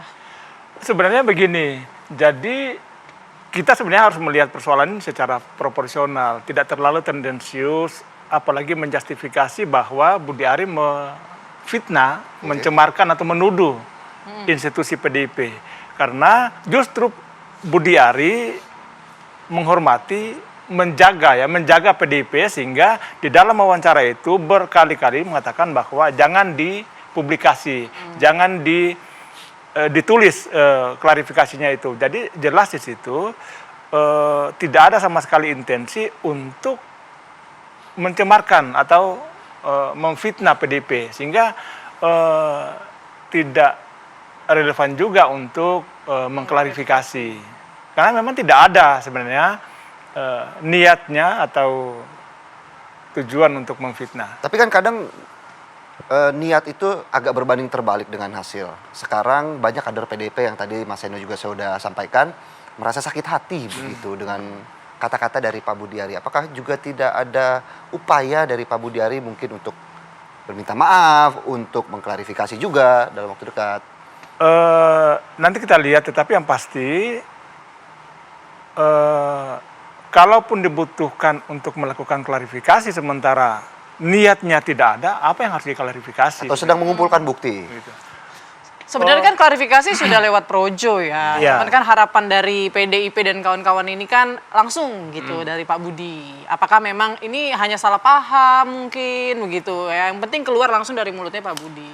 Kembali lagi ke masalah yang tadi itu, bahwa tidak ada sama sekali niat untuk mencemarkan, dan kan masih debatable soal penyebutan institusi parpol, penyebutan individu tertentu di dalam wawancara itu kan masih debatable, apakah itu memang mencemarkan atau tidak. Itu kan kembali lagi bahwa justru Budi Ari menjaga kehormatan mereka ini sehingga meminta untuk tidak dipublikasi. Nah, mungkin niatnya dari dari wartawannya yang harus ditanya, kenapa ini harus dipublikasi, sesuatu Kan yang tadi kan harusnya juga off the sudah record. dijelaskan, tidak semua bagian dari wawancara tersebut tidak dipublikasi begitu. Nah, soal itu kan persepsinya wartawannya, tetapi kan sebenarnya pembicaraan secara keseluruhan kan itu yang diminta untuk Tapi tadi tidak Mas Seno juga dipublikasi. bilang, ini bukan pertama kali penyebutan nama institusi mereka begitu oleh Pak Budi Ari. Ya, pertama kali maksudnya? Tadi sempat disampaikan bahwa ini sudah berkali-kali begitu Pak Budi Ari membawa-bawa, Enggak, bukan gitu, Mbak. menyebut Bukan nama. gitu. Saya rasa konsepnya adalah kalau itu kan dalam konteks klarifikasi itu soal kasus yang sedang dihadapi Pak Budi Ari, di fakta persidangannya kan ada dakwaan kejaksaan yang menyebut itu, kejaksaan yang menyebutkan soal masalah fee segala macam itu yang berlangsung di pengadilan. Nah, dalam konteks itu kan Pak Budi Ari ingin memberikan klarifikasi kepada medianya Mas Agus tentang soal apa yang dihadapi oleh beliau. Dan di dalam klarifikasi itu kan menyebutkan nama institusi kami. Nah, kami membayangkan saja kalau klarifikasi ini kemudian pencatutan institusi kami ini dilakukan atas dasar klarifikasi di satu media, bagaimana di kesempatan yang lain apa juga tidak akan menggunakan alasan yang sama dan membawa nama kami gitu loh. Itu kan jadi persoalan juga. Ini saking ini yang pertama ini soal case ini diviralkan di media sosial rame gitu. Banyak yang membicarakan itu. Nah, kalau dalam percakapan-percakapan lain misalnya dengan individu yang lain ditanyai soal kasus yang sama yang hari ini juga menjadi fakta persidangan, ada kasus itu, lalu kemudian bentuk klarifikasinya Pak Budi Ari bukan fokus pada persoalan keterlibatan beliau atau tidak, itu nggak fokus ke sana, tapi malah fokusnya adalah membawa nama kami, kan jadi PR gitu, karena buat beliau itu kan dianggapnya sebagai suatu klarifikasi atas persoalan itu gitu. Masa klarifikasi itu bentuknya adalah mencatut nama institusi lain, masa suatu klarifikasi itu bentuknya adalah membawa nama partai kami, kan buat kami ini jadi problem juga, jadi PR juga gitu loh kalau itu diterus-teruskan. Nah, itu yang bukan maksudnya kemudian ini bukan yang pertama kali gitu, tapi alasan beliau mencatut partai kami itu kan sebagai bentuk klarifikasi gitu. Nah, ini kan kasusnya beda urusan gitu. Apalagi harusnya dibuktikan di pengadilan, bukan dengan membawa nama kami. Saya rasa itu. Mas Ilas, tanggapannya? Ya. Kalau persoalan ini tidak dipublikasi ya, percakapan itu tidak dipublikasi, seharusnya masalah ini tidak ada sebenarnya. Jadi yang ditanyakan sebenarnya adalah niat dari wartawannya. Saya kira itu. Karena ya kembali lagi kan dalam wawancara itu kan berkali-kali menyebutkan supaya tidak dikutip. Tadi juga sudah disebutkan jangan dikutip, jangan dipublikasi. Ya, sebagai wartawan kan harus tahu kode etiknya, harus tahu hukumnya, dan ada juga ketentuan hukum yang melarang pembicaraan itu dipublish atau rekaman itu di. Baik, saya izin menjawab pertanyaan kenapa kita akan mengangkat. Ya, saya jelaskan bahwa karena ini adalah isu yang sangat seksi ya untuk redaksi ya, gitu. Jadi saya juga sekaligus ingin menegaskan bahwa pernyataan saya bahwa beliau kan sempat tanya, kalian jangan ikut-ikut orkestrasi genderang mereka. Saya tegaskan, Pak Menteri, punten, kita ini ranasnya berdiri di tengah. Ya, kita nggak ada kepentingan dengan PDIP, nggak ada kepentingan siapapun, tidak ada. Kita kepentingan adalah kepentingan redaksi gitu loh.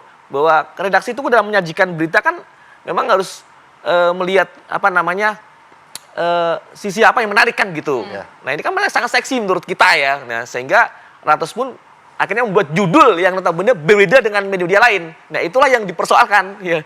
Tadi itu judul itu yang dipersoalkan, minta jatah pengamanan judul itu gitu yang beliau protes. Itu awal-awalnya itu sebenarnya. Persoalan beliau mengatakan merebet kemana-mana itu ya sebenarnya bukan, saya juga nggak nanya, mereka mungkin beliau pada saat itu mungkin ya beliau panik dan mungkin atau seperti apa emosi sehingga muncul orang kalau emosi itu kan kadang-kadang bisa mengeluarkan suatu apapun ya di bawah alam sadar dia kan mungkin gitu loh.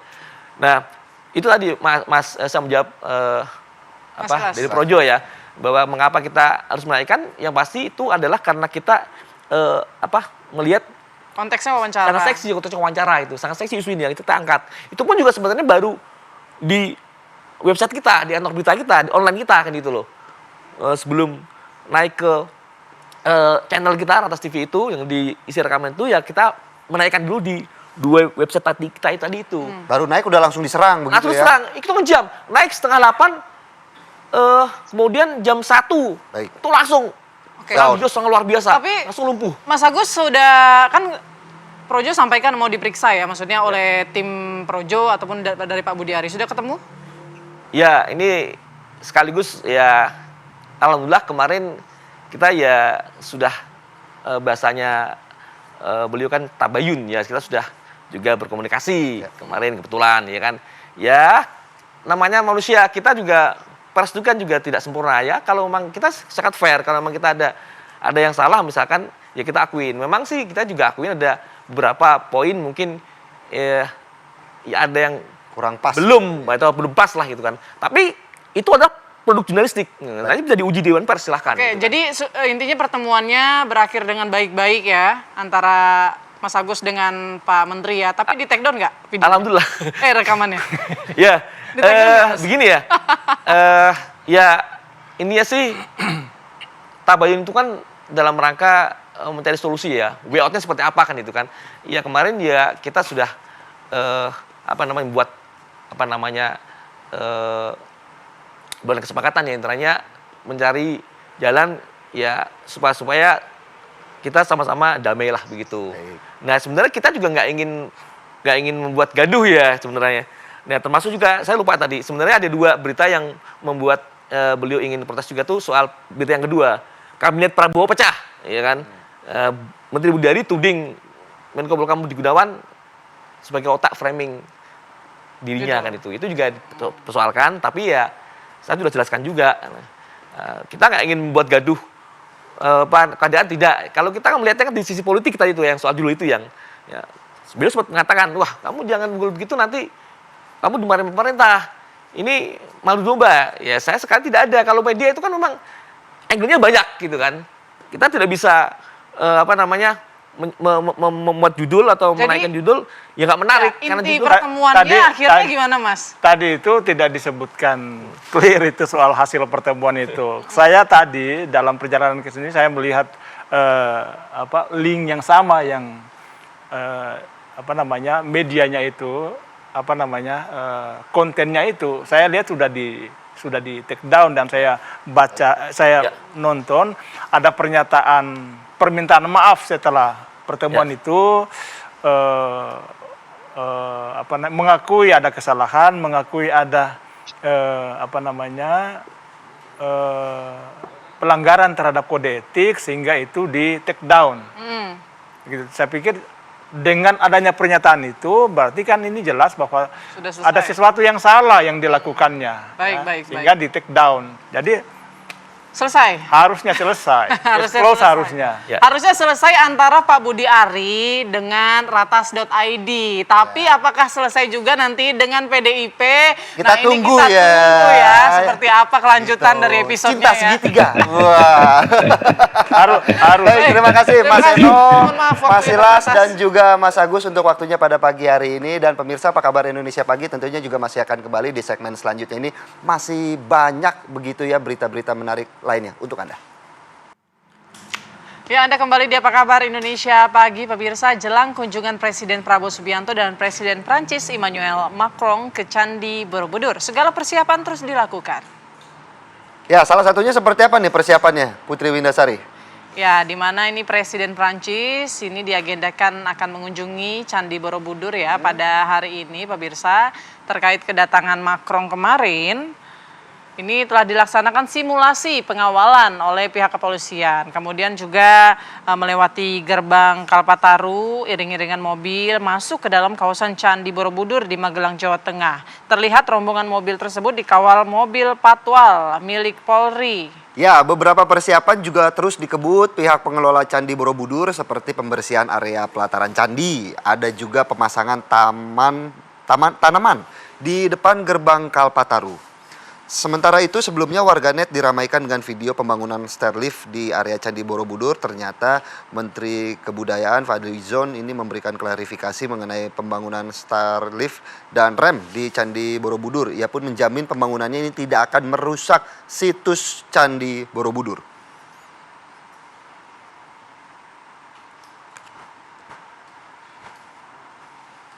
Ya, untuk mengetahui bagaimana kondisi terkini di kawasan Candi Borobudur, sudah ada rekan kami Goldi Gumilang yang akan mengabarkannya untuk Anda. Selamat pagi, Goldi.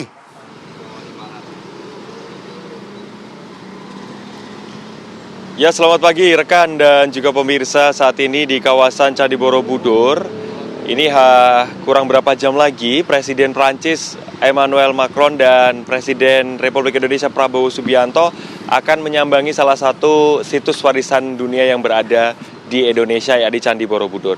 Diagendakan nanti Presiden Prabowo dan juga Presiden Macron akan tiba sekitar pukul 2 siang nanti setelah melakukan agenda kunjungan ke Akademi Militer di Magelang. Nantinya dari Akmil hingga ke Candi Borobudur akan berangkat menggunakan jalur darat, akan dikawal sejumlah mobil patwal milik Polri yang nantinya akan sampai sekitar pukul 2 dan nanti akan ada sejumlah agenda di Candi Borobudur, seperti nanti akan menaiki Candi Borobudur, sehingga memang dari kemarin sudah disiapkan stairlift dan juga ram untuk kedua tokoh negara tersebut naik di Candi Borobudur. Lalu seperti apa pemirsa tanggapan para warga terkait dengan kedatangan Presiden Prancis ke salah satu situs warisan dunia, yakni di Candi Borobudur? Di samping kami ini telah ada sejumlah warga, kami akan coba tanyai. Di samping ini dengan Bapak siapa?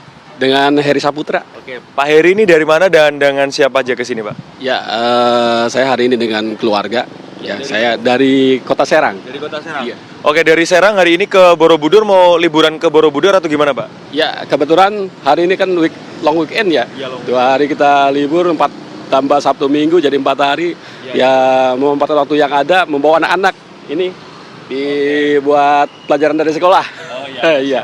Pak, udah tahu belum kalau Presiden Prancis hari ini bakal berkunjung ke Candi Borobudur? Iya, baru tadi pagi. Pas langsung di lokasi kita tahu, ya kurang update kita. Oh, jadi niatnya Bapak tadi mau masuk ke Candi Borobudur, tapi belum tahu informasi bahwa hari ini akan ada kunjungan dan ditutup sementara ya, Pak ya? Iya, betul. Betul. Bapak, saya pengen minta tanggapannya, ini kan Presiden Prancis pertama kali datang ke Candi Borobudur. Ini tanggapannya seperti apa, Pak? Ya, luar biasa menurut saya ya. Ya, Borobudur ini memang benar-benar diakui ya. Ini salah satu warisan dari UNESCO. Ya, begitu. Kami sebagai warga Indonesia tentunya kita harus bangga ya. Ini presiden kunjungan salah satu yang dipilih adalah Borobudur ini begitu. Itu juga bisa salah satu mempromosikan ya, Pak ya, situs milik di Indonesia, ini Candi Borobudur ini. Borobudur ya. Ya, begitu. Jadi saya mewakili mungkin warga Indonesia ya sangat bangga. Mungkin sedikit nanti ke depan lebih ditingkatkan lagi fasilitas. Ya, itu harapan kami. Jadi warga lokal maupun dunia akan lebih ramai lagi berkunjung ke Indonesia, ke sini gitu ya. Berarti habis dari Magelang ini akan kemana lagi, Pak, ini liburan? Ya, kebetulan kita dari Magelang ini nanti siang kita ke Prambanan, terus ke Jogja. Oke, siap. Pak Heri, matur suwun sangat waktunya, Pak ya. Selamat menikmati long weekend di Jawa Tengah ya, Pak ya. Itu tadi pemirsa bincang sedikit kami terkait dengan respon ataupun tanggapan warga akan adanya kunjungan dari Presiden Prancis dan juga Presiden Prabowo ke Candi Borobudur. Selain itu juga kami pantau di lokasi ini dari kemarin memang sudah dilakukan persiapan yang serius oleh pihak keamanan maupun pihak pengelola dari Candi Borobudur, di mana persiapan ini dilakukan beberapa hari yang lalu, seperti pemasangan stairlift dan juga ram untuk nantinya dua tokoh negara ini naik ke puncak dari Candi Borobudur, kemudian juga pemerasangan ornamen umbul-umbul bendera Indonesia dan juga bendera Prancis dan beberapa hal lainnya. Untuk keamanan pemirsa, di pantauan kami memang di sekitar area ini juga sudah terdapat petugas untuk mengamankan area, karena memang untuk jalur dari Akmil menuju ke Candi Borobudur ini akan dilakukan melalui jalur darat, dan nantinya jika diperlukan adanya pengalihan arus dari pihak Polresta Magelang ini juga sudah menyiapkan sejumlah rekayasa seperti pengalihan arus, di mana nanti informasi yang kami terima juga akan ada penyambutan dari sejumlah warga di sepanjang jalur menuju ke pintu masuk di kawasan Candi Borobudur. Sementara itu informasi dari Magelang, Jawa Tengah, kami kembalikan ke rekan di studio. Baik, terima kasih Goldi Gumilang untuk laporannya terkait ke kunjungan ya Presiden Macron ke Borobudur. Tadi Putri sempat berbincang dengan saya. Putri titip salam untuk Macron, salam untuk Mbappe, begitu dari Perancis. Karena terkait sepak bola, Mbappe kan main bola. Ya. Nah, di segmen selanjutnya kita akan bahas bagaimana juga melihat persiapan dari timnas Indonesia yang menggelar TC di Bali jelang menghadapi Cina bulan depan. Sesaat lagi pemirsa.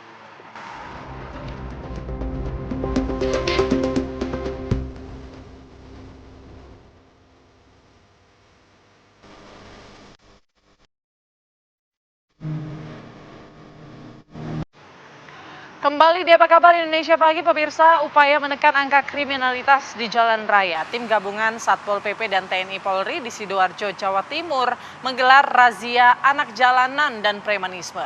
Dari hasil penyisiran yang digelar di sejumlah titik rawan kriminal, petugas mengamankan 24 orang anak dan preman. Menyisir sejumlah perempatan jalan dan jalur protokol yang ditenggarai rawan tindakan kriminalitas di jalan, ini tim gabungan dari Satpol Sidoarjo bersama TNI Polri menangkap dan mengamankan sejumlah orang yang diduga preman dan anak jalanan. Ternyata tidak sedikit nih Putri dan pemirsa, oknum yang tertangkap ini juga menyaru sebagai pengamen yang memaksa pemakai jalan untuk menyerahkan sejumlah uang sehingga meresahkan masyarakat. Wanita dan anak jalanan ini diduga merupakan korban tindak pidana penjualan orang yang ditugasi oleh pihak tidak bertanggung jawab ya untuk mengemis atau meminta uang kepada pemakai jalan yang melintas.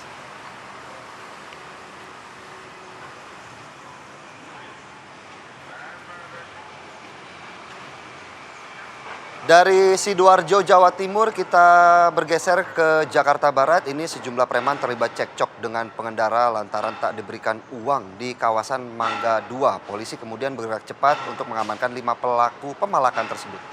Ya, dalam video yang viral di media sosial, pemirsa, terlihat korban berusaha menghindari pelaku pemalakan ya, yang mengejar dan memaksa korban memberikan sejumlah uang saat mobil boxnya sedang memutar balik kendaraan di kawasan Pinangsia, Taman Sari. Petugas unit reskrim Polsek Taman Sari langsung bergerak cepat mengamankan 5 preman berkedok Pak Ogah yang terlibat cekcok dengan pengendara mobil box tersebut. Pemalakan terjadi karena pengemudi mobil tak menerima atau memberikan uang dan akhirnya terlibat cekcok. Saat ini kelima Pak Ogah tersebut masih menjalani pemeriksaan dan rencananya akan dilakukan pembinaan.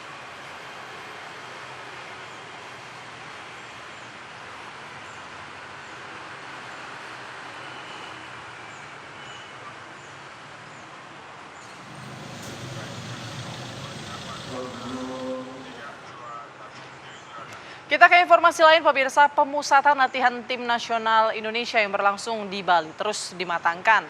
Pelatih Patrick Kluivert pun kini kehadiran gelandang serang dari Persib Bandung, Beckham Putra, untuk memperkuat lini tengah timnas. Beckham nih kayaknya bergabung sama timnas usai merayakan kemenangan Persib ya kemarin ya. Pemusatan latihan Timnas Indonesia di Bali memang sudah memasuki hari keempat. Seluruh pemain antusias mengikuti pola latihan dari Patrick Kluivert. Dan kini skuad Garuda juga diperkuat oleh pemain Persib Bandung, Beckham Putra.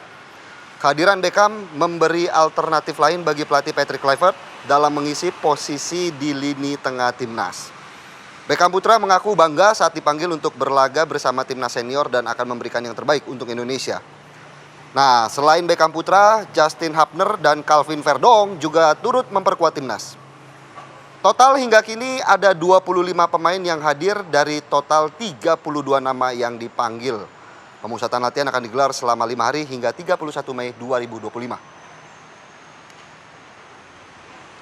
Sangat kaget lah, karena ini adalah pengalaman pertama saya untuk mengikuti training center timnas, dan tentunya ini jadi pengalaman yang berharga bagi saya karena di sini banyak pemain yang dari Eropa juga, karena ini jadi pembelajaran yang penting dan bagus buat saya.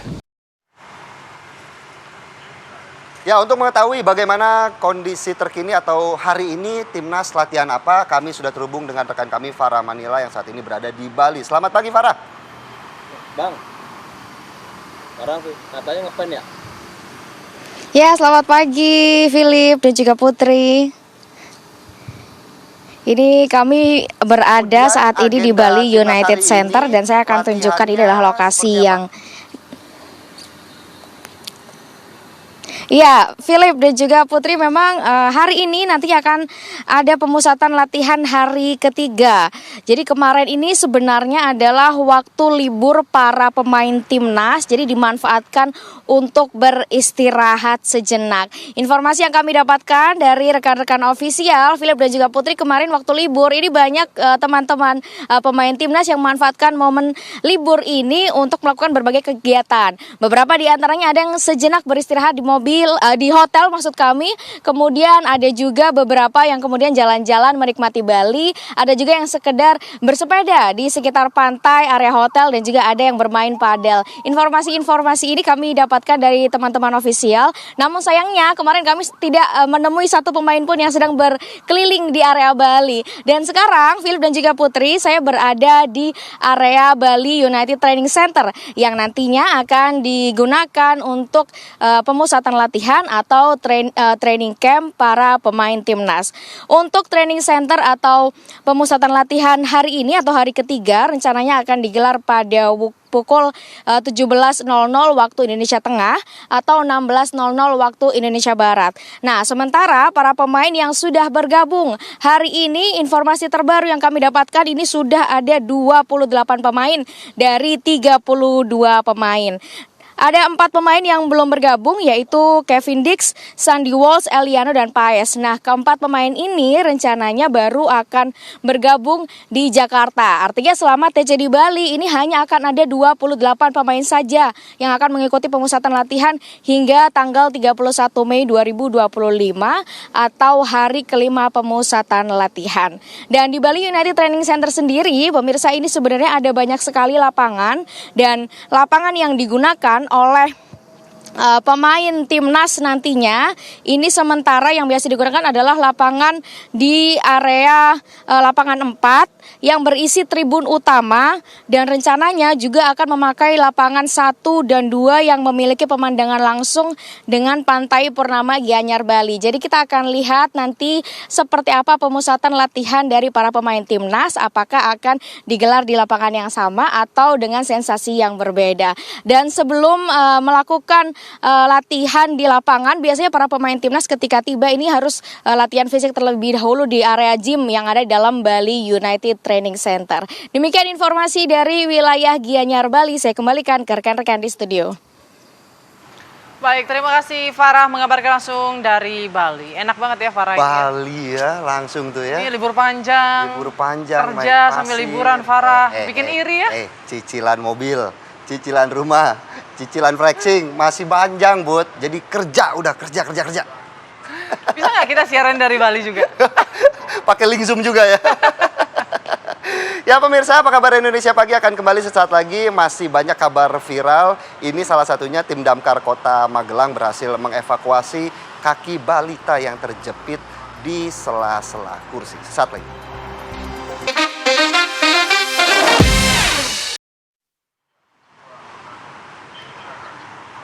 Ya pemirsa, Anda kembali di Apa Kabar Indonesia Pagi. Kita hadirkan beragam informasi viral. Ini kita buka dari seorang oknum alumni salah satu SMA negeri di Kota Bandung yang melakukan pelecehan dengan memasang kamera tersembunyi di toilet wanita sekolah tersebut.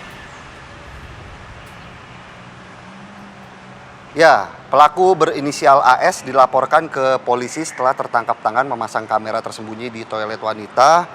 Ini terjadi di salah satu villa di Bandung. Dari kasus inilah akhirnya terungkap pelaku ternyata juga melakukan aksi serupa saat masih bersekolah di salah satu SMA negeri di Kota Bandung. Dari penelusuran polisi, pelaku ini ternyata memiliki ratusan rekaman video dalam telepon genggamnya yang diambil di toilet wanita. Berdasarkan pengakuannya kepada polisi, pelaku nekat melancarkan aksinya untuk memuaskan hasrat birahinya sendiri karena diduga pelaku mengalami kelainan seksual. Sementara itu pihak sekolah membenarkan bahwa pelaku merupakan alumni dari sekolah tersebut. Dan mereka juga baru mengetahui kasus itu usai viral di media sosial.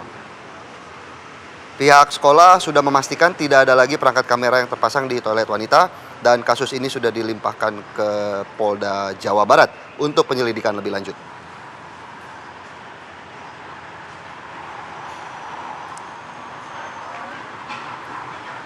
Kita ke berita viral lainnya pemirsa, tim Damkar Kota Magelang berhasil mengevakuasi kaki balita yang terjepit di sela-sela kursi yang berada di ruang tunggu puskesmas.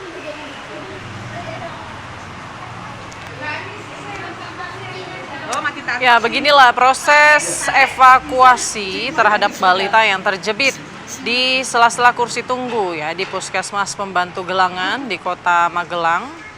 Proses evakuasi menegangkan karena si balita ini terus menangis kesakitan.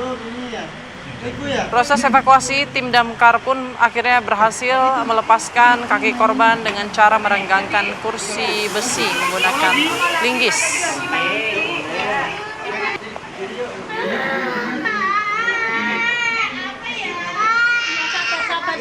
Sabar.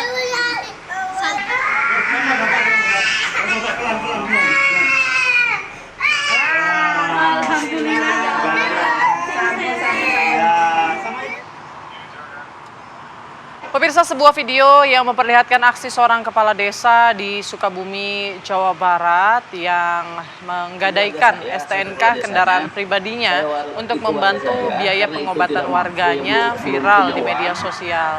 Nah, aksi ini mendapat apresiasi dari netizen hingga Deddy Mulyadi, Gubernur Jawa Barat. Kepala Desa Cikahuripan, Kecamatan Cisolok, Kabupaten Sukabumi bernama Heri Suryana alias Jaromidun ini berdiri di kasir rumah sakit sambil menyerahkan uang dan STNK mobilnya. Aksi ini dilakukan kepala desa tersebut untuk membantu seorang warga kurang mampu yang tidak memiliki kartu Indonesia Sehat atau KIS dan sedang mengalami sakit. Kepala desa tersebut membawa warga ke rumah sakit hingga mendapatkan perawatan inap selama 3 hari. Namun ketika selesai perawatan dan dinyatakan sembuh, keluarga tersebut tidak memiliki uang dan kartu Indonesia Sehat. Akhirnya sang kades juga turut membantu dengan membayar menggunakan uang seadanya, dibantu dengan menggadaikan STNK mobil pribadinya.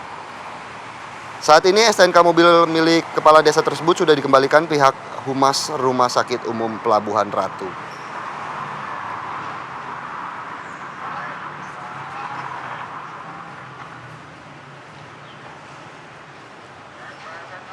Berita viral selanjutnya, pemirsa. Ini ada sejumlah remaja geng motor yang melakukan aksi teror menggunakan busur panah dan merusak sebuah minibus di Kecamatan Tanralili, Kabupaten Maros, Sulawesi Selatan. 2 orang diantaranya babak belur diamuk warga. Dari rekaman video terlihat pengemudi minibus berupaya mengejar dan menabrak rombongan geng motor yang merusak mobilnya. Sejumlah pelaku geng motor berhasil melarikan diri, namun 2 orang lainnya berhasil dihentikan. Kedua pelaku yang masih di bawah umur menjadi bulan-bulanan warga sebelum akhirnya diamankan ke Polres Maros. Keduanya kini menjalani pemeriksaan oleh unit PPA Polres Maros. Usai melakukan penyelidikan, polisi mengamankan 2 orang anggota geng motor lainnya yang melakukan peneroran begitu ya dengan busur panah dan pengrusakan mobil warga.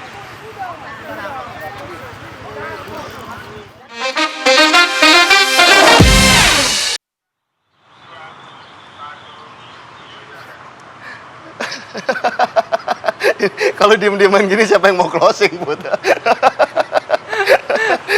Silakan Putri Winasari.